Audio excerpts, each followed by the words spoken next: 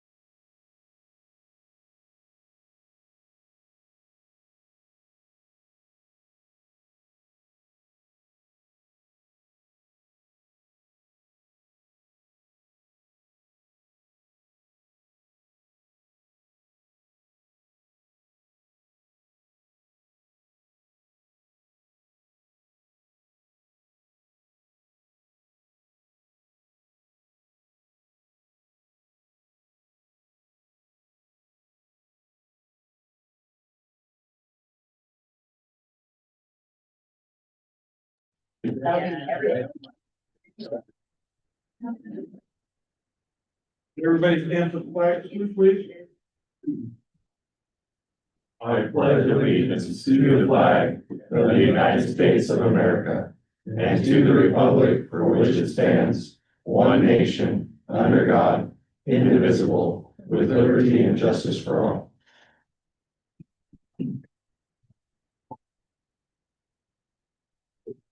Okay. We'll get approval for November 4th, 2025 minutes. I'd move that minutes stand as read. Second. Second it, all in favor? Aye. Okay, good on that. Any citizen comments? Anything? Okay, new business. Applicant. All right, badge pinning. All right, new recruits, volunteers, let's have you guys line up right in front. I'll direct you front and center. Have you guys line up right here facing the crowd. Thank you everybody for showing up tonight. This is your Fall Academy graduation recruits for this year, 2025. This academy had a total of 12 members, and it's a multi-agency academy that we put on. We actually have a member from Sweet Home, Eric Davis, who is in the academy, that's joining us and supporting the rest of his recruits. Tonight, what we have planned is a quick oath presentation. So the firefighters are gonna give their firefighter oath. They're gonna sign their oath, and then they're gonna receive their yellow structural fire helmet. The significance of the yellow helmet means now they are actually qualified to go in and fight fire. During academy, they're black hats, so they're wearing a black helmet during academy, which means they're not cleared yet to go into a burning building. But now after the graduation tonight, they'll actually have their yellow helmet. The one caveat to them going into a burning building before receiving the yellow helmet was actually on Saturday. And so the two things I remember from this academy was, one, they had perfect attendance. All 12 of the members all showed up to all 14 classes, which is unheard of. So we had perfect attendance throughout this whole academy. And then the second thing was during their post-academy expectations meeting, sitting right here in this room, we just covered what do you do when the actual first alarm structure fire comes in. And then no sooner do we look at our phones, and that's exactly what happened. And so then they fought their first fire hours after they were cleared to go into a burning building. So with that, I have Chief Tacey is going to do the oath. Just keep that right behind me. So for everybody's sake involved, my first official act as chief when I got sworn in last month was to change the oath of office. So you gotta take my glasses So you off. made it longer or shorter, John? Longer. So if I could have everybody raise their right hand and repeat after me. I, your name, I, Tom Burgess, do hereby declare do hereby declare that I will support the Constitution of the United States of America, that I will support the Constitution of the United States of America. Constitution of the State of Oregon. Oh, wait a State minute, of Oregon. hold on, we're backing up. This is the old one. We're not doing that. I'm thinking, man, that's awful lengthy. I'm just gonna borrow this for a second. I don't know how that got slipped in, but it got slipped in. All right. Do over. You gotta say that backwards. Yep. Continue raising your right hand. I state your name. I, Tom Burgess, Swear to serve the Lebanon Fire District with courage and honor. swear to serve the Lebanon Fire District with courage and honor, I will protect life, protect life, property, property, and the community with skills and compassion. the community with skills and passion. I will act bravely, I will act bravely, train diligently, train diligently, uphold the Constitution of the United States, uphold the Constitution of the United States, and maintain integrity in every call. and maintain integrity in every call. This I pledge for the safety of all. This I pledge for the safety of all. So this is subscribed and sworn to before us this 9th day of December, 2025.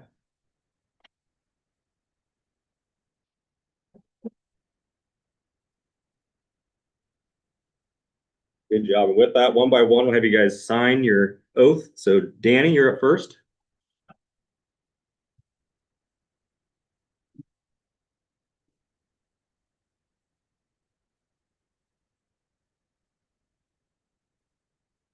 Right, and here's your firefighter certificate.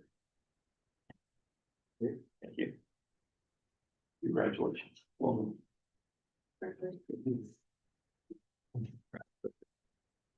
Next up, Micaiah.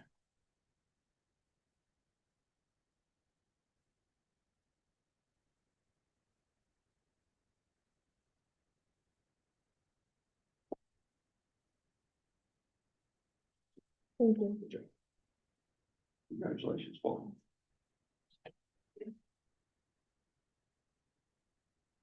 Jonathan.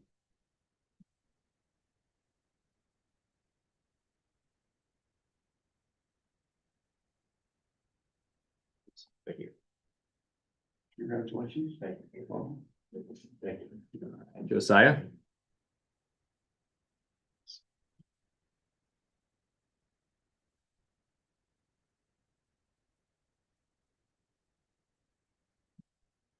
Thank you. Congratulations, welcome. Gracie.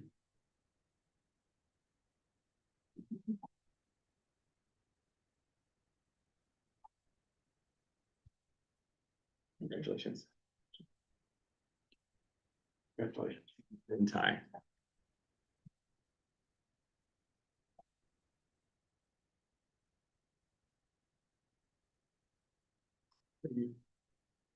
Congratulations, welcome.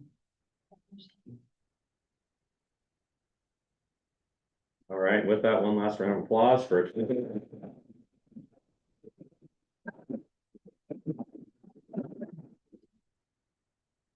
All right, the last part of this ceremony is we actually have a cake reception for everyone that came for the recruits out in the engine bay.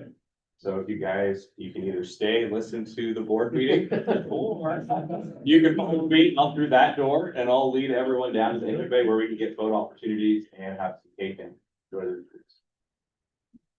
Hey, chief. Chief. See you later, John. It is my last week. Still have a forum, so you can go. I'm going with him.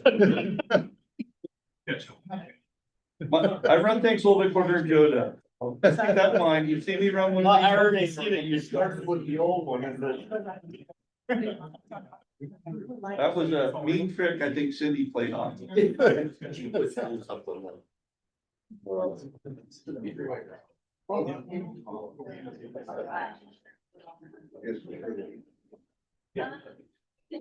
There's more than one.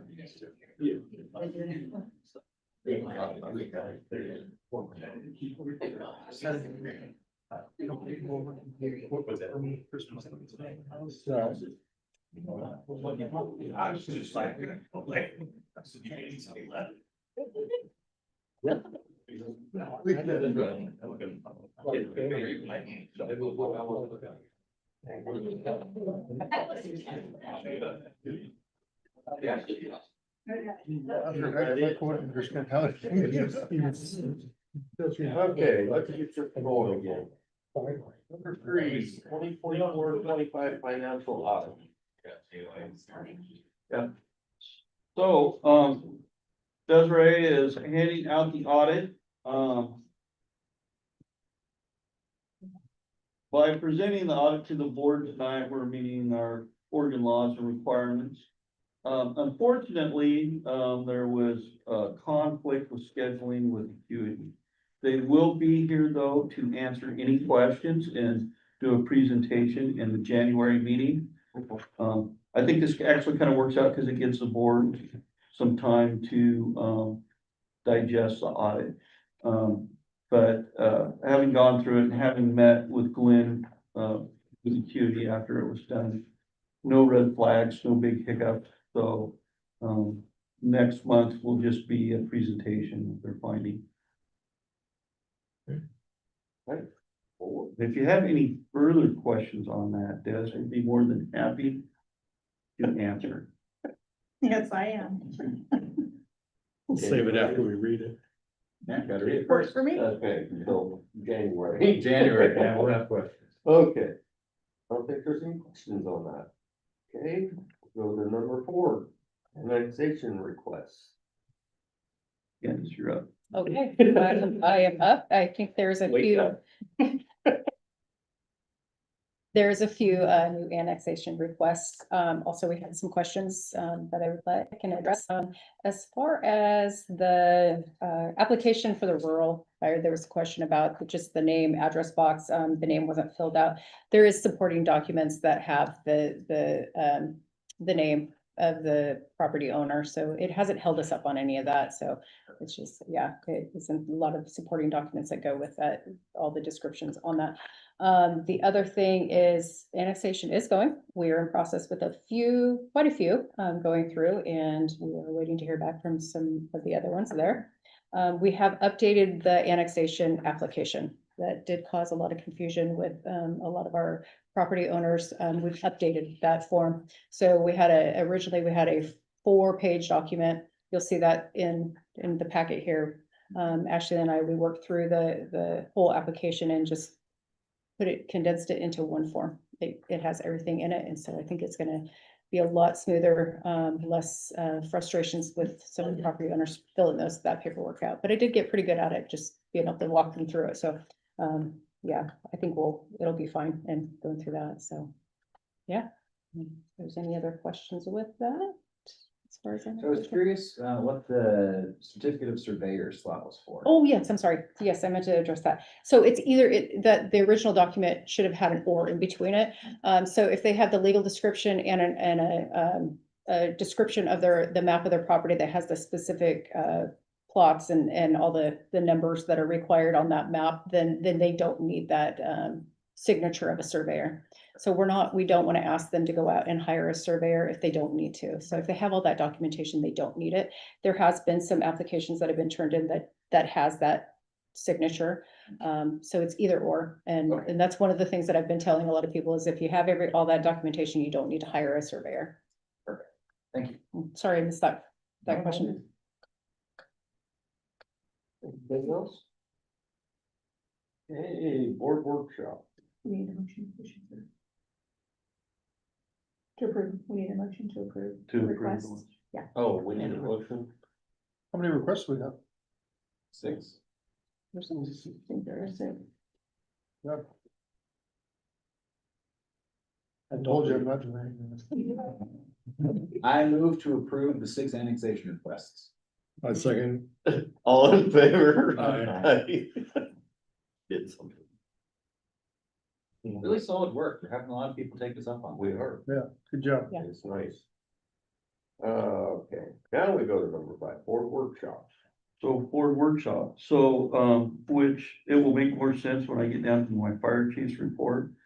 In January, I would like for us, the board, and the staff to look at availability dates for a February board workshop. So along with that, Jeff Griffith from SDAO, I talked with him today, and we're going to sandwich some time in for him to do his presentation. Some of you have been involved in the past. I don't know if Robbie's set through one yet, but overall that helps us with, it saves us a percentage on our insurance. So we'll be killing a couple of birds with one stone. And I figured that's a good time for him just to touch base with us as a district and the board again, so. You're wanting to do that in February, so. Yeah, Okay. so I think next month, if we can start looking at some dates, that kind of works for everybody. And we can actually have Cindy or Des send out a survey when we get to that point of what's the best available dates, so. I'm slowly making through some of that training that you have on the Chief Fitzwater have on the website. Is this like a 1-day thing or is it a multiple day? I think that we will be able to accomplish what we need to accomplish in one day. Okay. Like I said, I'll address some of the items that I think that we're gonna go over. Gotcha, that I did orientation chief on that report, yeah. website's pretty, pretty long.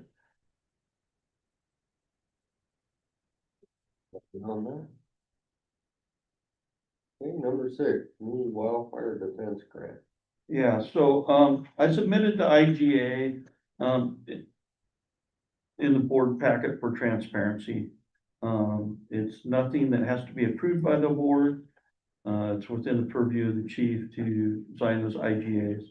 But it is also $1 million grant, and, so for transparency, I wanted the board to see it. The IGA is pretty standard language for IGAs that we've done in the past, for other items.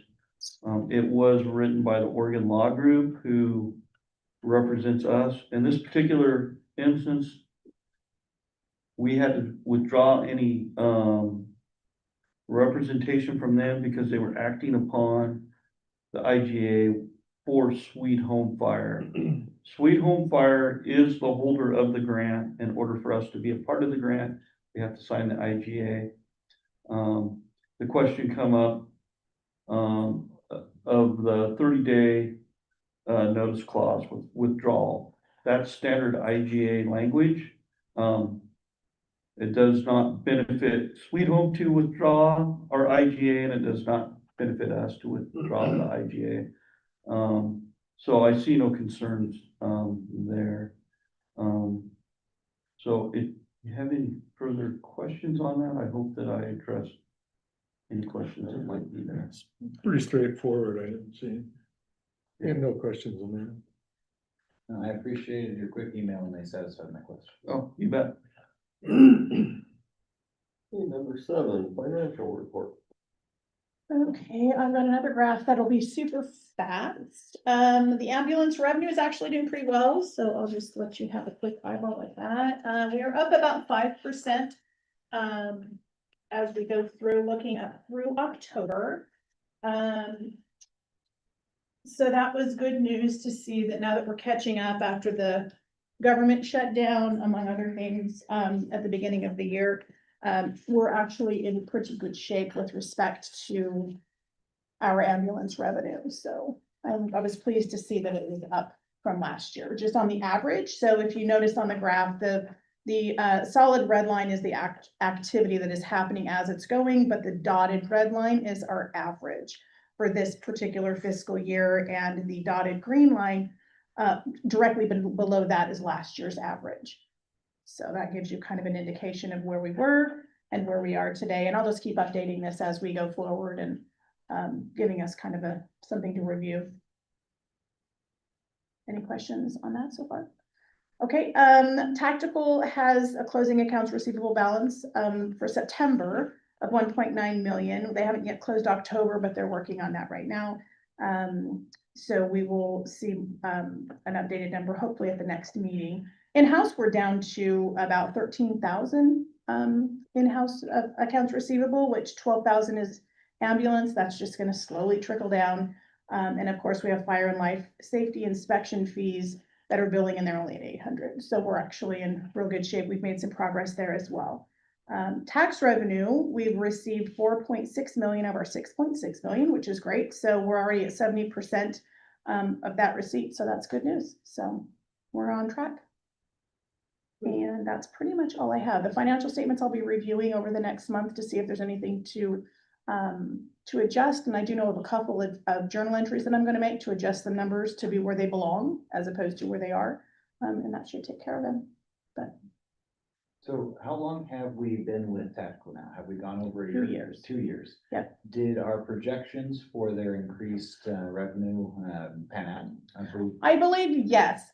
Looking from this year from last year, we were ahead last year. And when I just compared to last year, we're up 5%. So we expected, last year, I think about this time we were at 8%, if I recall correctly, but I'd have to go get the numbers. But I don't know that we're as far up. I don't know that we've hit 10, but on a regular basis, but I think we are definitely better than we were. Some of that could be attributed to the increase in our ambulance fees, but I just don't feel like that's a big part of it, because we still only get what we get from Medicare, which is the vast majority of our stuff. So we still have to write off more than we get. And when I look at those numbers, they're pretty ugly. So, Okay. But yeah, I think we're doing better than we were.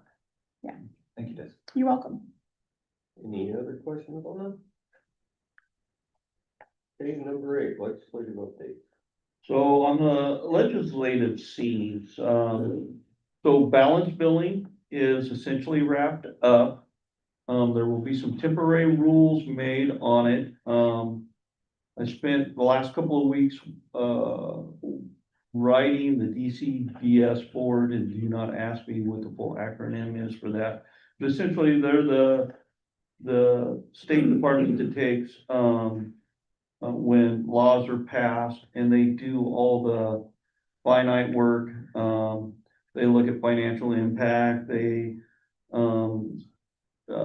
take into consideration, opposing parties that are involved. And then they have to also dig into, the ORSs that it meets and make sure that it's meeting. And, all of that process actually went, very well. It goes into effect January 1, so that's why there's temporary rules out, until they can get final pen to paper. But that went exceptionally well. The other item out there is HR 1. You may have heard it called the Big Beautiful Bill. There's rural health care transformation money attached to that. And I've been working, with the group, actively making recommendations to, state representatives who have been working hand in hand with that. I think we have some good language forged in that, towards labor workforce, which is really an important part in making sure that emergency medical services in the rural settings get a chunk of the $100 million that's attached to that.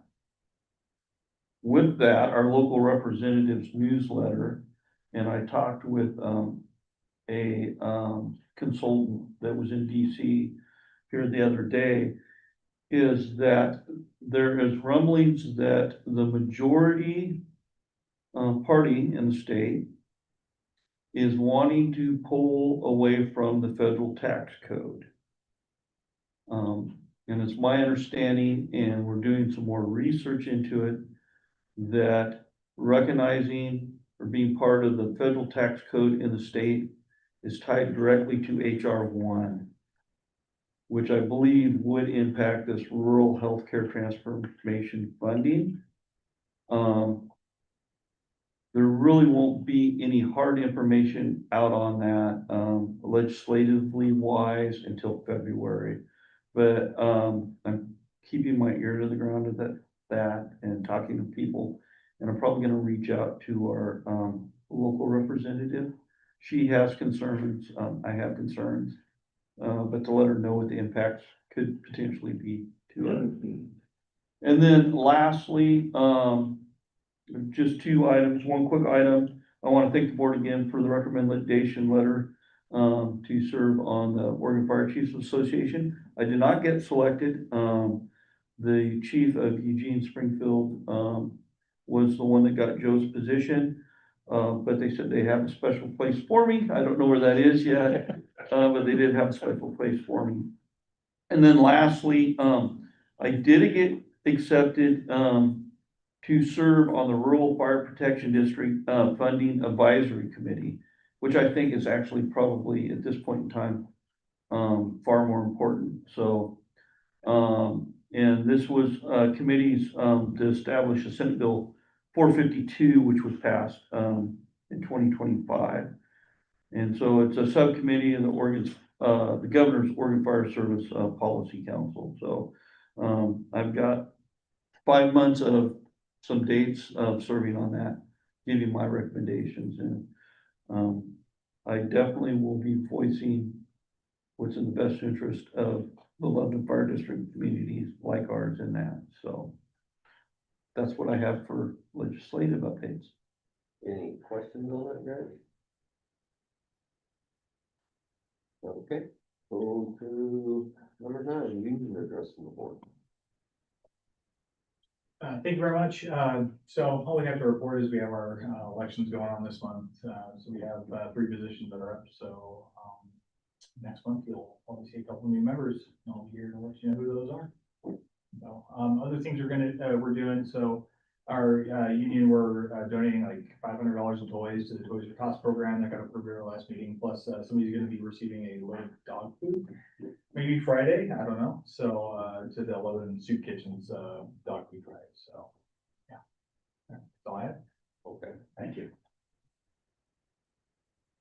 volunteers address the board?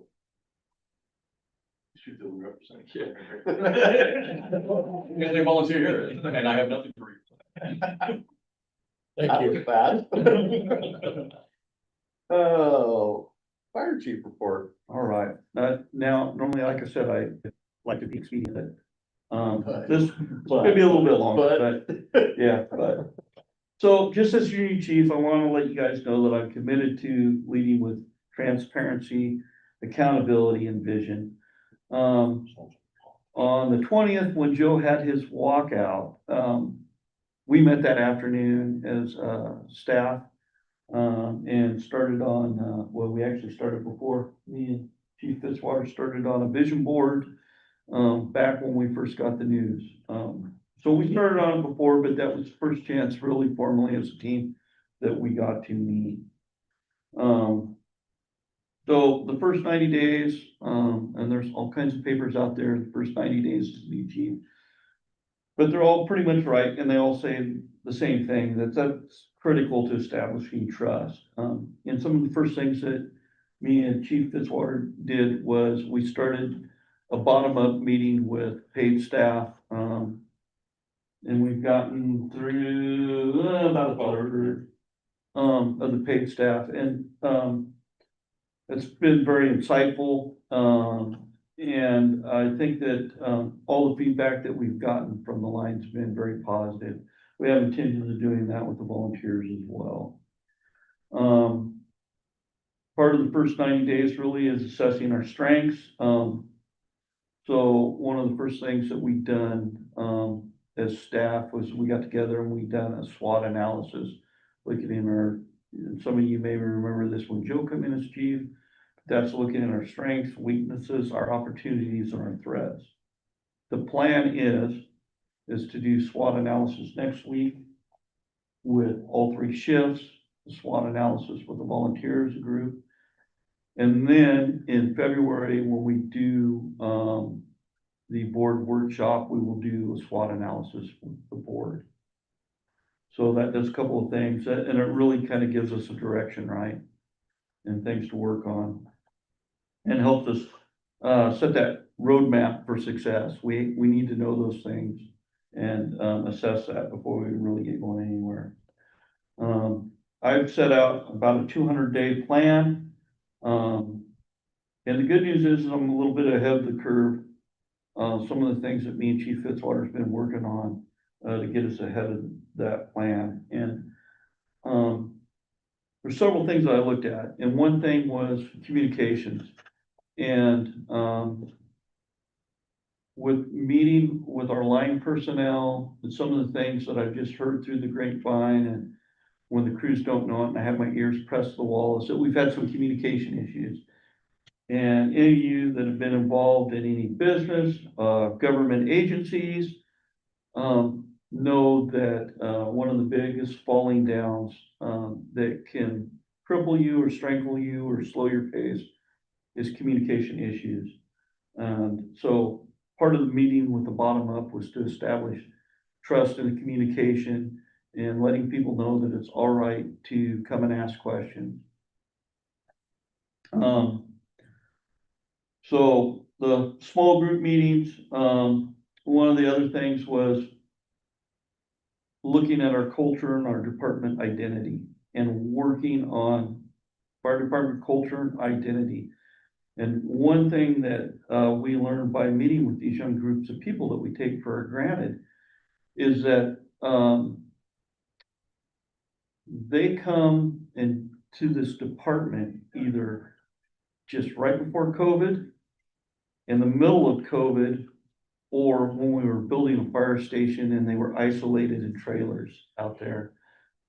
So they really haven't got a chance to learn what our identity is or what they believe our identity should be, which is more important.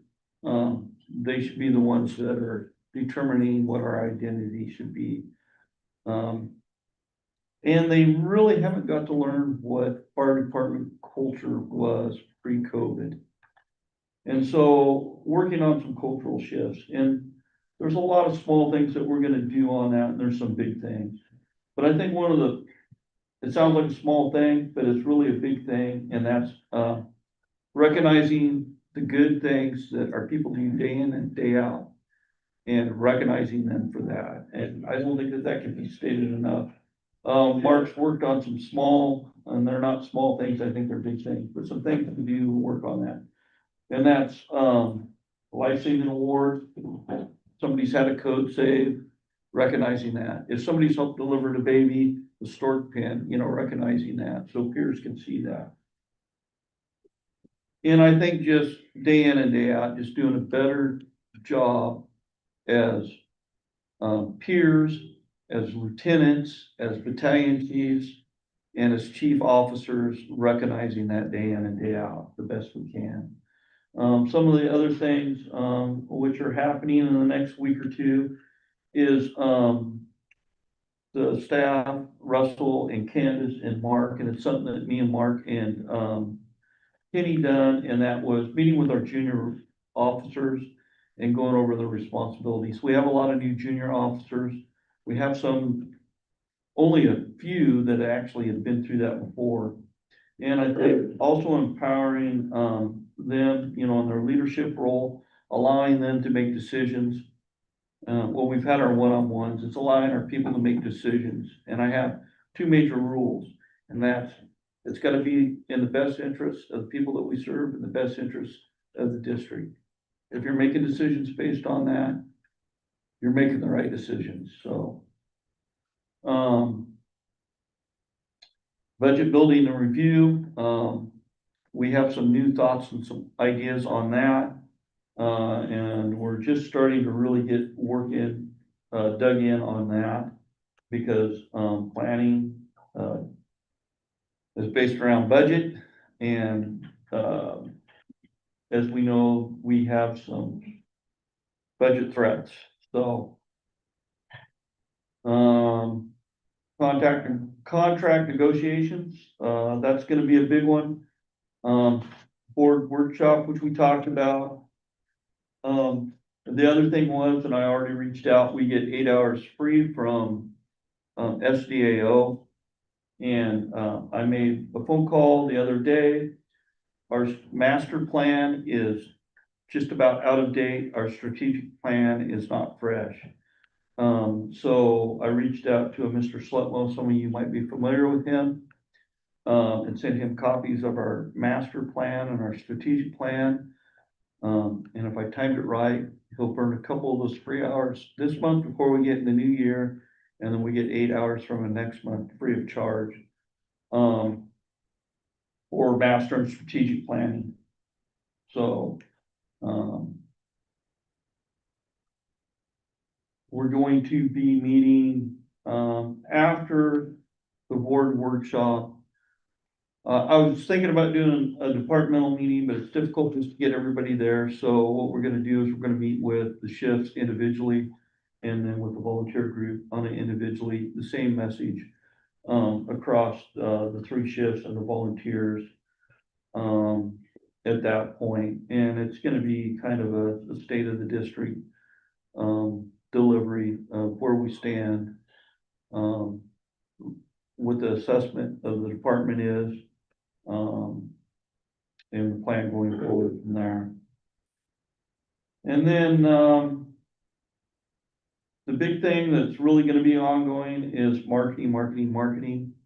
I know we pulled away from some of the public events and some of the things that we've done.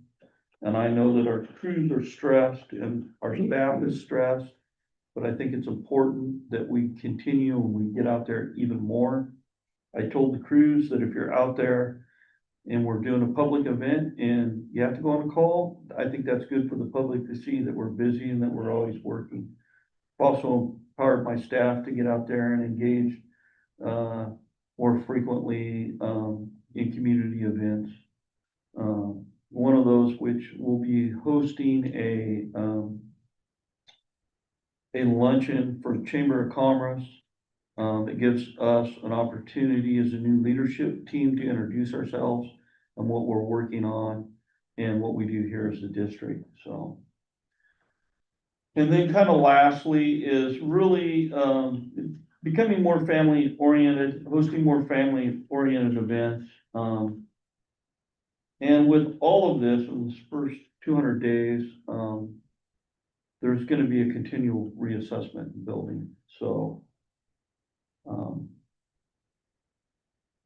That's kind of the direction that I'm taking the department. Now, for some things that hurt and some things that are good. The roof at Station 34. So we had SDAO's roof person come and take a look at it. They got out last week. I'm waiting on the report for them. We are going to do a pill and peak so they can truly assess what the damage is. That's gonna cost $925, but I feel it's necessary. I've also reached out to legal. I've prepped them. After this pill and peak, we'll know where we stand and really where should we go, and if we need legal fully involved on this to look at going against the bonding company for the installer of the roof. Some good news, I guess, is that we know the roof should last at least 2 years, maybe up to 10 years. Most all assessments though, that was supposed to be a 50-year roof, 50-year roofs, truly more like 30-year roofs when you go into composite shingled roofing.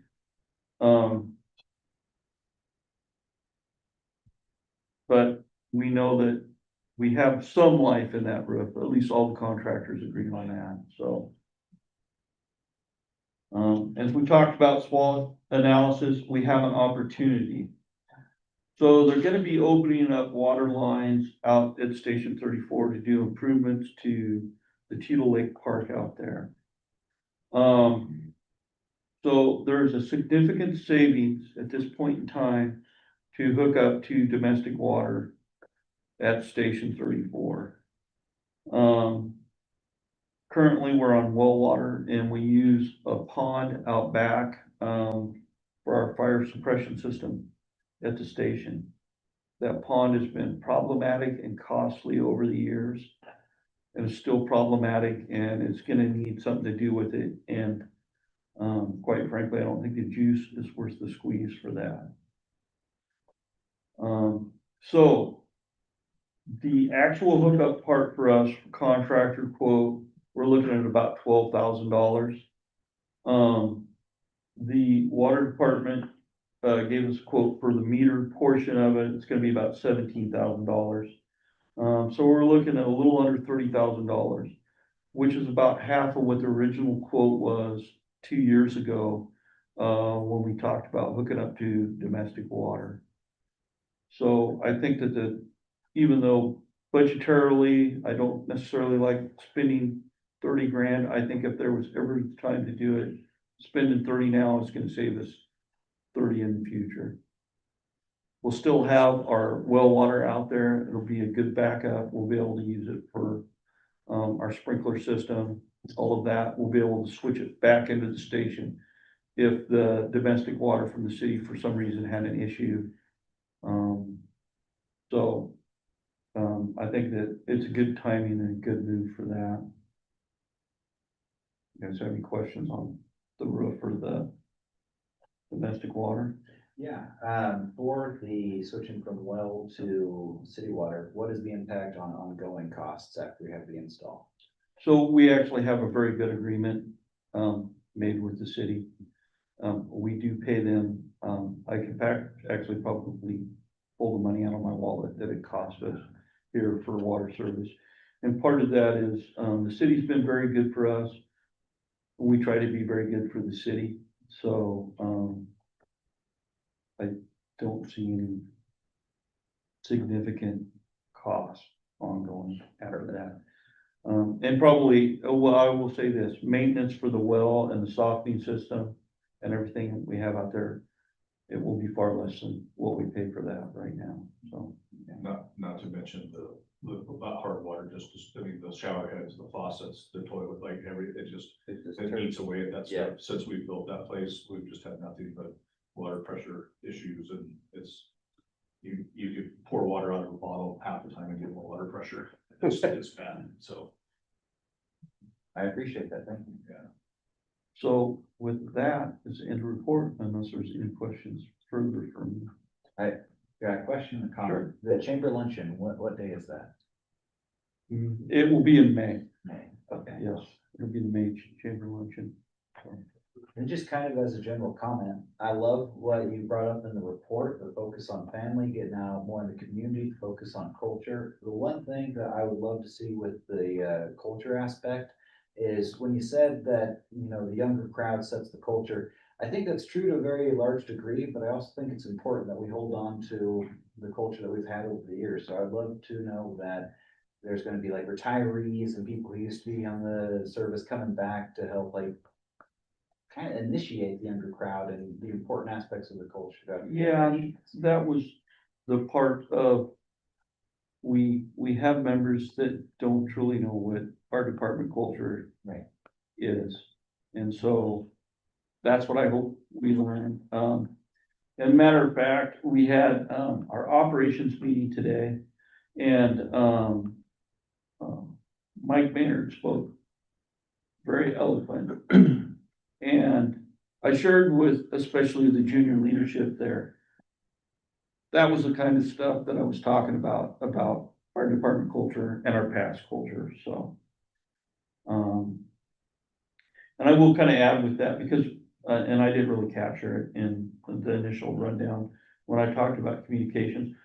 We're looking at several different things to change and make the communications flow better. And one of them was actually releasing our operations notes to, district employees. There's nothing secret in there. I think that it's good that, all members see it.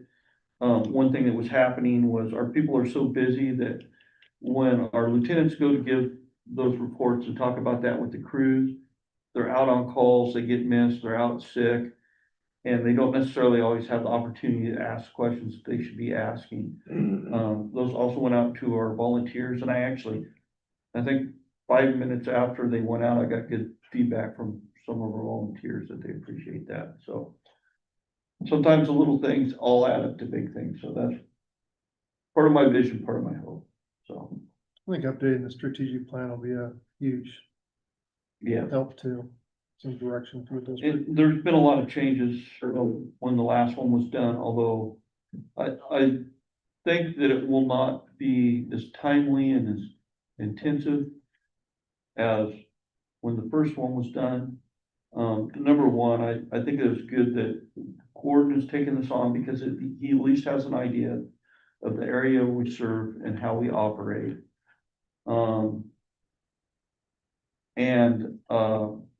The master plan it just needs some fluffing up and some reinforcement, looking at the master plan and kind of reviewing that. But I think it's key. We need, that's part of the roadmap of, you know, where we're going, you know, and after I'm gone, you know, to continue on the path, so. That's all I have. There's no more. One more? Okay, we're gonna adjourn for regular session. Yes. Okay. I was unaware. Sorry. I didn't know. No, So much. it should be a quick one. Just. Get a cake run.